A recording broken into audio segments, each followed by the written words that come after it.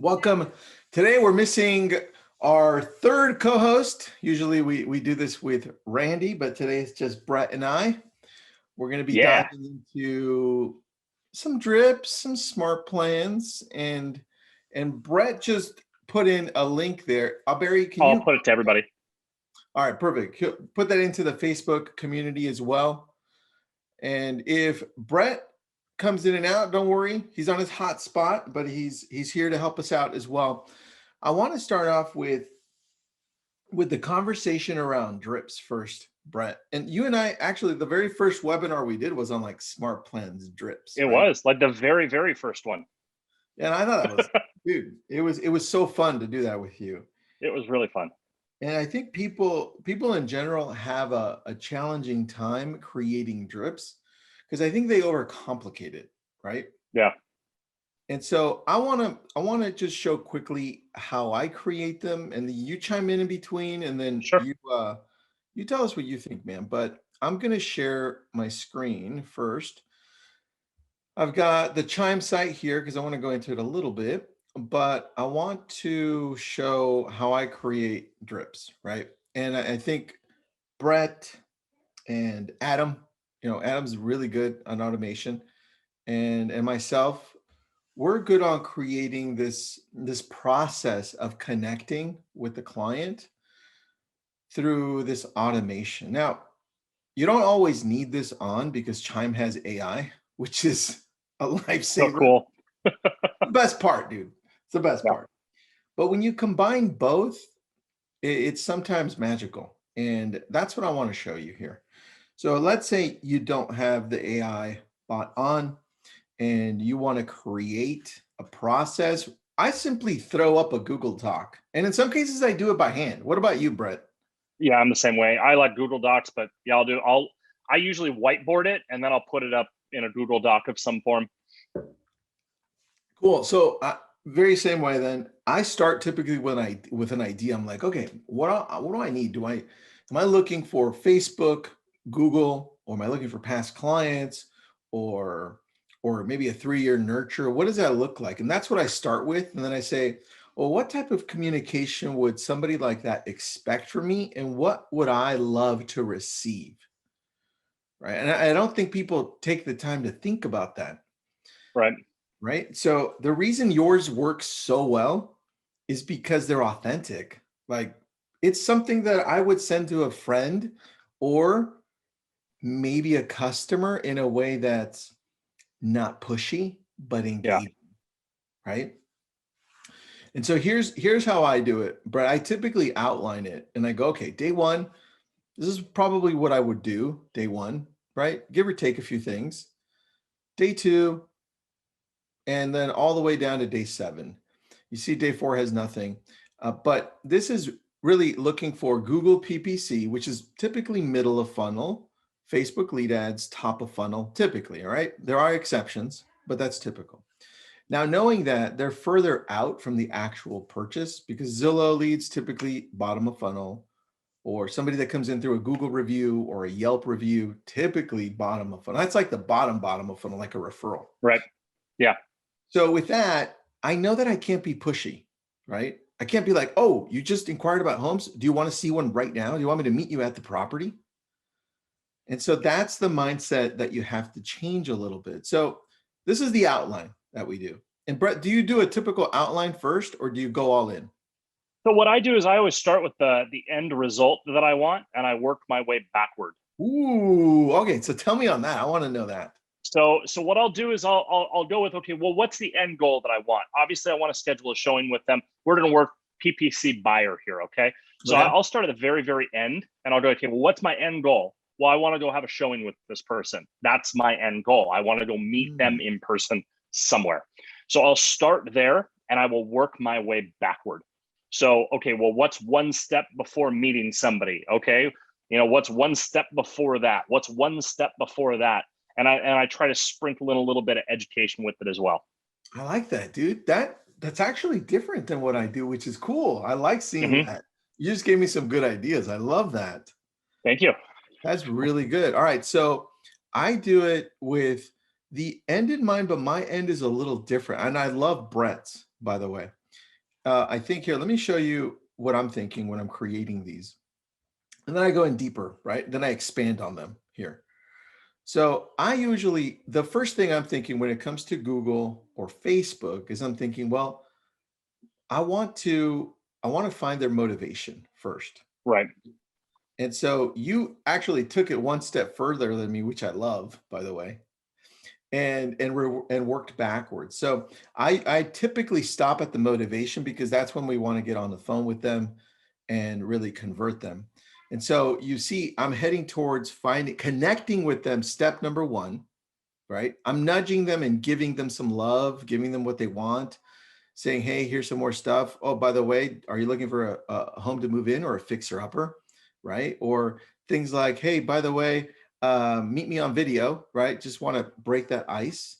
And look, I'm not sure if you're even here this weekend, but I have a list of open houses. Can I text that to you? Again, I'm trying for them to say hello for the first time Exactly. so that I can get to that next step. And I don't think people work it that way, right? Yeah. They start with your end in mind, but as the very first text. Right. Hey, what are you doing this weekend? Let's go see homes. I had one, Tristan. You're gonna love this one. I sign up on more IDX websites than I'd like to admit on this webinar. I signed up on one, and I actually put real information in there. And the first communication from this person was, "Are you willing to sign a buyer agency agreement?" What? That was literally the first message, and I responded with no, and they ghosted me. Wow, dude. Wait, did you come in from Google or? Yep. They were the first one that popped up. They actually ranked pretty well on SEO. So I was like, let's see what they're all about. First message. Dude, that's like walking into Nordstrom and being like, hold on, before I help you, can you show me that you actually can buy anything in the store? Right. Hey, don't pick that up. Don't pick that up. Show me your credit card. Show them to me. Oh, that's hilarious. That's terrible. Yeah. Yeah, it's horrible. But that's why it becomes easy for you, me, Adam, Frank, to have such a high conversion rate with these, because we treat them like they want to be treated, right? Right. Give them what they want. So Adam says, hey, I start at the goal and work backwards too. All right. Yeah. So Adam, damn it, maybe I'm just fucking missing everything. All right. You guys already had this. It's honestly, dude. So Adam and I kind of subscribe to the same thing. And Adam and I have talked quite a bit about this. I don't know if you know my previous career. I was an air traffic controller for a long time with the FAA, and you learn a thing called runway out. And so runway is where everything big happens. Like the fastest stuff happens at the runway. You work your way out from there. So, but when you have a scan, you start out and work in.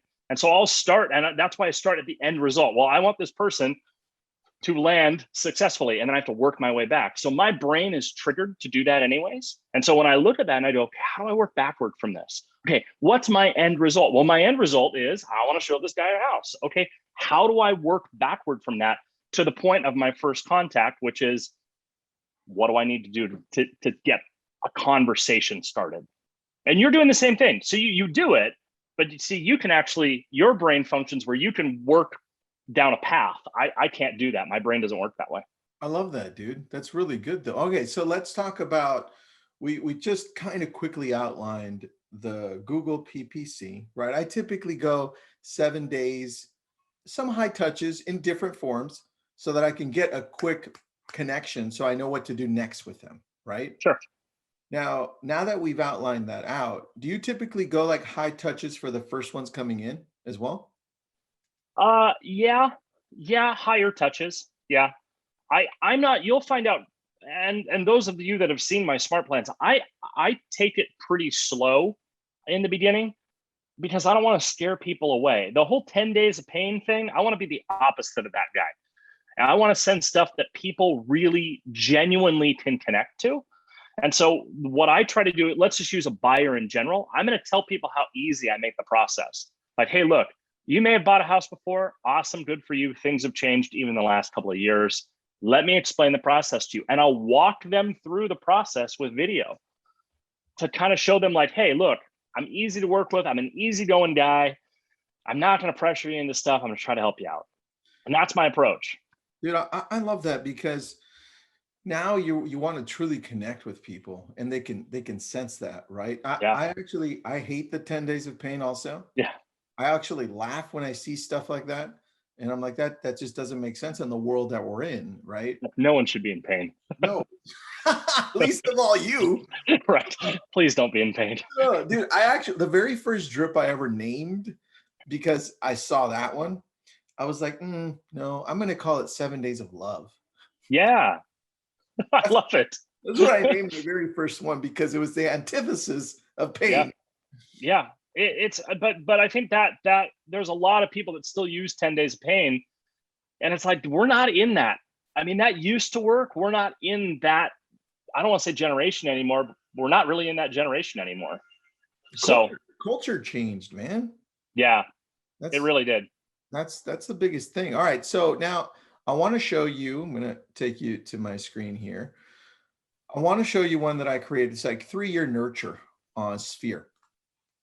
And I defined my sphere for this one specifically different, right? And I want people to really take time to define again who you're targeting because people don't do that enough. So they think the same drip will work with something else. So for me, I defined this specific one, this sphere one is group of people that know you by name who can identify you in a crowd and have not purchased a home from you, right? So that's a big one for me. And so once I identified that and defined that, I'm like, okay, now I can move forward, right? And so I also had other things like Dare ads because we all use Dare, which is it's built in. You could just opt for that. That's part of the nurturing for these leads. Now I did the same thing. I took time to outline it. I'm like, well, this is a nurture, 3 years, right? I want to space this out so that I'm not bombarding them in the same format, text, right? Call. I want to space it out. So I have like a voicemail drop, maybe a text, email, and space it out 25 days. And in some case, 50 days, right? Yeah. This is long-term. And so I did that first. And then I dove into the messaging again, right? And then I'm like, okay, what is the messaging going to look like? And the very first thing that I always think of is me. I'm like, well, what do I want to be receiving, right? Value. I want value. I want you to take care of me like you actually care, right? And so in that same way, I started off and I'm very soft and I address that this is coming from a different number first because I know that's a big thing for agents, right? It's like, why isn't it on my cell? I'm like, because it just doesn't work that way, dude. Chill.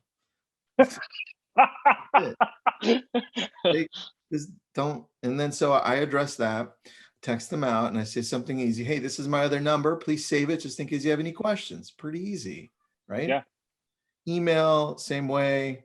And then I start dropping things like, check this out. Look, hey, Brett, I'm not sure if I mentioned it before, but I have one of the best plumbers in the area. If you need one, let me know. Simple text, day 50. Yeah. And they're like, Tristan, I don't need a plumber, but I do need an electrician. I'm like, oh, this is working, right? So part of the drips of what I do, just for me, and sometimes I share the Google Doc, is I also add this italicized area so that people know what it's there for. Because people are like, well, that sounds stupid, Tristan. Why would you do that? And I'm like, well, hold on, let me explain it to you, right? So you understand what I'm thinking. So I've been doing this enough, like you, to understand that we get complaints, right? So, so that's why I put that reasoning. I did that on everything. I'm like, okay, this is for this reason right here, right?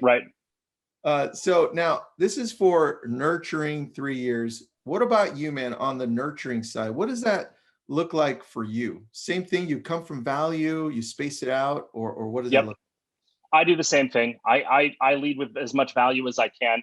I do those I call them service industry referrals. I do those for closed clients. Everybody says, well, how do you stay in touch with past clients? The way I stay in touch with past clients, I go out and I set up basically discounts across plumbers, HVAC people, painters, all kinds of stuff like that.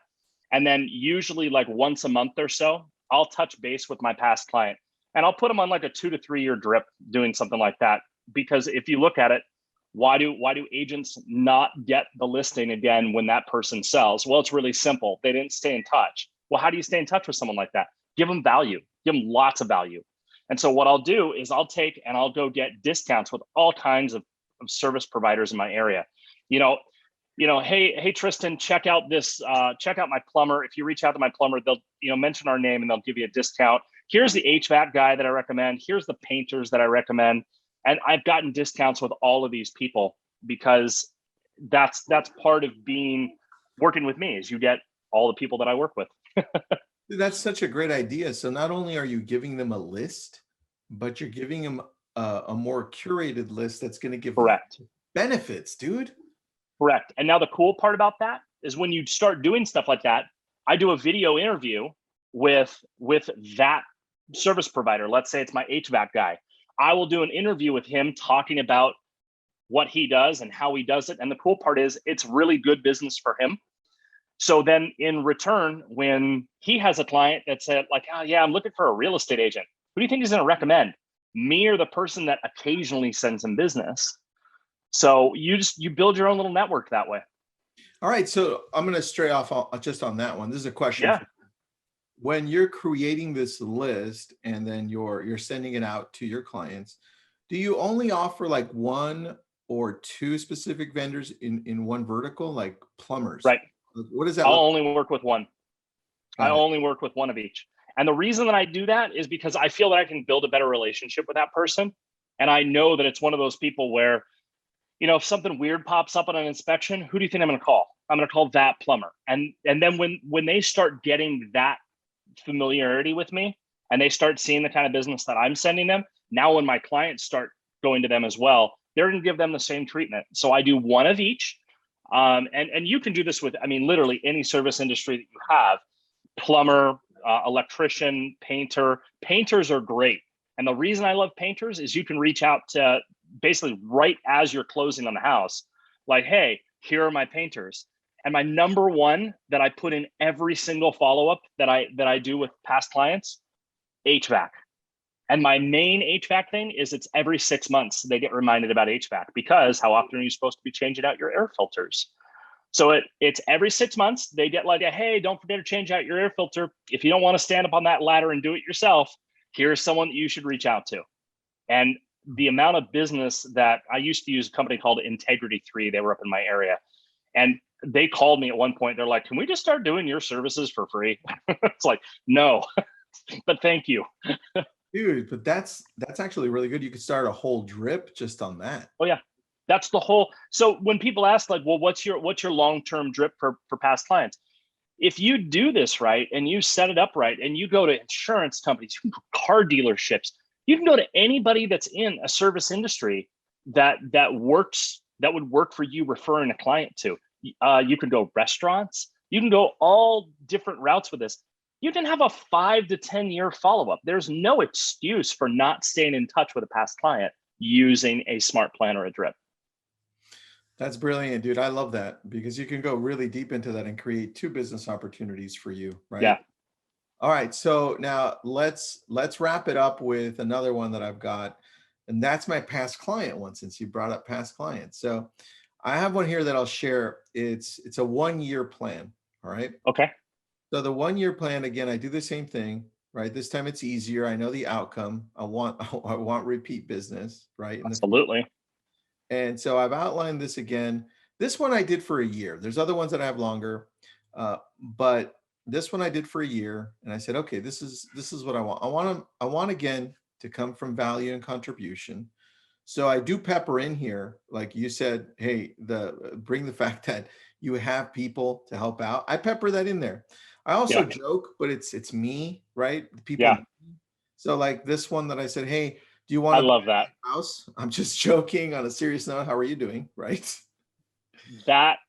Yeah. See, I like that. But that's you and me. We would totally do that. Oh, we would totally do that. Like, hey, you ready to do another one of these? I'm kidding.